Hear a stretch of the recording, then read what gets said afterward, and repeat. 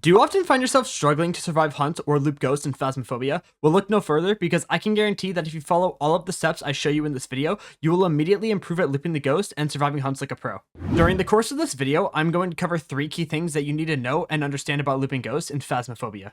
The 3 things I will be covering are what are the best objects to loop ghosts around, and what ones should you crouch behind or stand behind while you're looping around them. Next, we'll talk about how important it is to control your camera and player while looping, and we'll also talk about how important it is to hug the object that you're looping around. And lastly, which is the most important in my opinion, how to properly maintain your sprint effectively to keep the ghost from catching up to you. Throughout this video, I'll also be showing you what it looks like from my perspective when I'm looping the ghost, so you can take tips based off of my gameplay and apply it to your own. And lastly, before we fully jump into things, I just want to say that if you enjoy watching live Phasmophobia gameplay, I'm live 5 days a week at 3 p.m. EST on Twitch, which is linked in the description down below. Also, I'm trying to hit 10,000 subscribers by the end of the year, and we're getting really close. So if this video helps you, then please consider hitting that subscribe button and the like button to help this video out. Alright, let's not waste any more time. Let's just go ahead and get right into the first thing that we're going to be talking about. What are the best objects to loop ghosts around, and whether you should crouch or stand while looping behind that certain object. Also, I'm going to be breaking this down in the order that I believe is the best object to loop around, all the way down to some of the worst objects to loop around. Alright, let's go ahead and start this list off with the best looping spot in Phasmophobia, in my opinion, which is any kitchen island that you're able to fully loop the ghost around. However, the 2 that we're going to be talking about is going to be found on Tanglewood and Willow. What makes this spot so good is that you're able to both stand behind it and crouch behind it whenever you want in order to break line of sight that the ghost has on you. You're also able to cut the corners very quickly and create a lot of distance from the ghost, which is very, very crucial when looping ghosts. The second best object to loop the ghost around is any car that you're able to fully walk around, such as on Tanglewood and Willow. The size of the cars practically block your entire body from being seen by the ghost, allowing you to either stand or crouch while you're looping the ghost. You have to rely on the sounds of the ghost footsteps while you're looping it so you know where it is, but looping around cars is severely underrated, and I don't see a lot of people doing this. Another very good option though is dining room tables. Looping the ghost around the dining room tables is some of my favorite spots in the entire game, and when you know how to do it correctly, it is almost impossible for the ghost to catch you. One of the key things to note down about the spot though is that you cannot crouch at all when you're looping the ghost around dining room tables. It does not break the line of sight that the ghost has on you, and it will only block your vision that you have on the ghost. Now, here is where we're going to start getting into some of the ones that I don't recommend you use frequently, but you can definitely get by looping them for about half of a hunt or so on average. Let's go ahead and talk about the picnic tables on Camp Woodwind and Maple Lodge Campsite. This is a good option to use if you're on these maps, as there are not many better options, but it's unlikely that you're going to survive looping around them for a full hunt. I'd make sure that you have an incense in your inventory just in case, but also remember that it's very important to crouch loop around these to slow the rate down at which the ghost speeds up with line of sight, and potentially even fully break line of sight so that the ghost will walk away from you. The last looping spot that I'll be covering is couches. These are good loop spots to loop the ghost around for a small duration during a hunt, but you're not going to be able to survive looping around them for a full hunt like you'd be able to with kitchen island, cars, and dining room tables. It's important to keep an incense and a lighter in your inventory ready to smudge the ghost when it gets close. You'll also want to be standing when looping around couches, as crouching does you absolutely zero good with blocking line of sight on the ghost. Alright, I think that basically covers all of the main looping spots that players tend to loop the ghost around, so let's go ahead and move on to the next tip that I have for you guys: how to properly control your camera and player while you're looping the ghost. This is something that most players don't really think about or notice, but it is so important.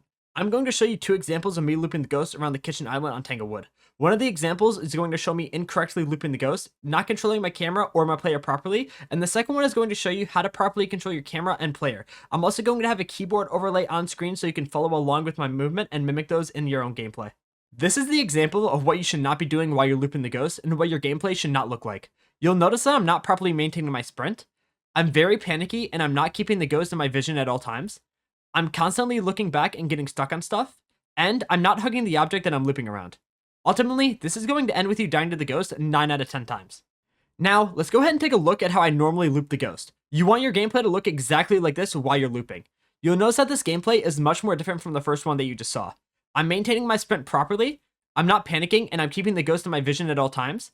I'm quickly cutting my corners, but I'm not going too far ahead so the ghost won't double back towards me. And I'm also hugging the object that I'm looping the ghost around. If you can make your looping look like this, then you are going to survive the hunts almost 100% of the time. Before we go any further, I also need to mention that you need to make sure that you're not going too fast, that you're outpacing the ghost. When you get too close to the ghost, it will change paths and choose the quickest way to you. Oftentimes, if you don't keep the ghost at the correct distance, it will turn around and kill you like it does here in this video to me. It is very important to keep the ghost at the correct distance while looping it. Before we move on to the final section of this video, let's go ahead and recap what we just learned. When you're looping the ghost, it is crucial to make sure that you're properly controlling your camera, properly maintaining your sprint, hugging the object that you're looping around, cutting corners quickly, And also make sure that you're not panicking. Panicking is only going to make you mess up and die to the ghost. Alright, now that we've went ahead and recapped all of that, let's talk about the most important thing that there is to looping ghosts in Phasmophobia. Learning how to properly maintain your sprint, and learning when to use it and when not to. Knowing how to maintain your sprint properly is the key to looping ghosts in Phasmophobia. Without knowing how to use your sprint effectively, you're not going to be able to create the proper distance that you want on the ghost. And you're also going to run out of sprint very quickly, which is just going to result in the ghost catching up to you. Let's first cover the ways that you do not want to use your sprint. Number 1, do not hold down your sprint key and use your entire stamina at the start of looping. There are very few occasions that you'll have to use your full sprint to stay alive when you're looping the ghost correctly. And number 2, do not waste it or use it when the ghost is not gaining any distance on you. If you're properly maintaining distance on the ghost and keeping it a good length away, do not waste your sprint. Alright, now let's go ahead and talk about the ways that you can properly use your sprint while looping the ghost.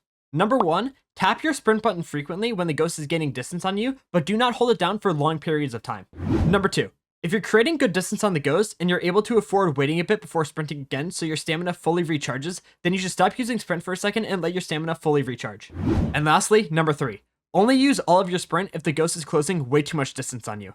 You want to try and make sure that there is never a period of time where you go without having sprint for longer than 1 second of it recharging. You want to only fully use it if it's your last ditch effort to survive. Alright, so let's recap what I just said and showcase it for you guys so you can understand what I mean. Long story short, maintaining sprint is very important and you never want to just waste it all. You want to use sprint in effective ways whenever it allows you to create distance, but also make sure that you don't get too close to the ghost so that the ghost will just turn around and kill you. Let's go ahead and hop in game right now, add everything that we talked about to this video, and show you guys what your looping should look like. Alright, let's take everything that we learned and discussed in this video and put it into this gameplay right here. You'll notice that at the start of the hunt, I'm not using any sprint to create distance on the ghost. I'm able to keep up with the ghost pace, therefore I am just walking at the same speed as it. When the ghost starts to speed up a little bit is when I'm going to use my sprint ever so slightly to maintain distance. I want you to notice how I'm keeping the ghost in my line of sight this entire time. I'm not panicking at all, I'm not using all of my sprint, and I'm quickly cutting my corners and hugging the object that I'm looping around. This right here is how you properly loop ghosts in Phasmophobia, and if you follow all of the steps that I gave you in this video, you're going to be able to loop like a pro and loop like this in no time. Unfortunately, that is all I have for you in this video though. But if you want to know 25 pro tips in Phasmophobia, or if you want to learn how to identify all the ghosts on no evidence, then I would recommend checking out the 2 videos that I'm going to have linked in the description down below. If you have any Phasmophobia questions whatsoever, whether it's related to this video or not, then feel free to leave them in the comments down below. Or you can also go ahead and join the Discord that is in the description and see all of the guides that we offer over there and join the lovely community that we're building. Lastly, I also invite you to follow my Twitch while you're down in the description and also hit that subscribe button so I know that you want more guides just like this one. I really do hope that this video helped you and hopefully I'll see you guys all in the next one.